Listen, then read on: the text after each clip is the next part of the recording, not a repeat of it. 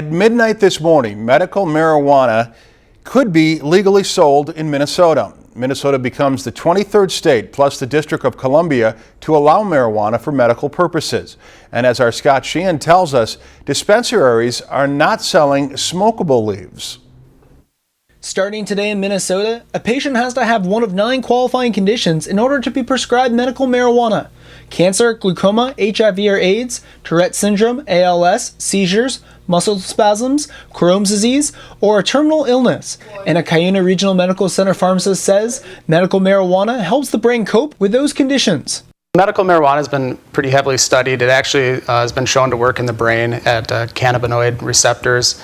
Those receptors then in turn release other neurotransmitters that help with pain, help muscle relaxation, help with nausea and vomiting, appetite, increasing patients' appetite, and some other psychoactive type properties. The law doesn't allow medical marijuana leaves to be smoked. It only permits them to be consumed in pill, oil, or vaporization of the oil, which keeps the medical compounds intact. What extraction does is very careful, if you will, with these otherwise potentially fragile compounds, and is separating the medicinal compounds from essentially plant fiber. Pharmacists say medical marijuana is less harmful and addictive than traditional painkillers, which the Center for Disease Control says kills about 44 Americans every year from overdose. The leading cause of accidental death in America, with 44,000 people dying due to these prescription drugs. So I'm very excited to be a part of responsibly bringing to Minnesotans another option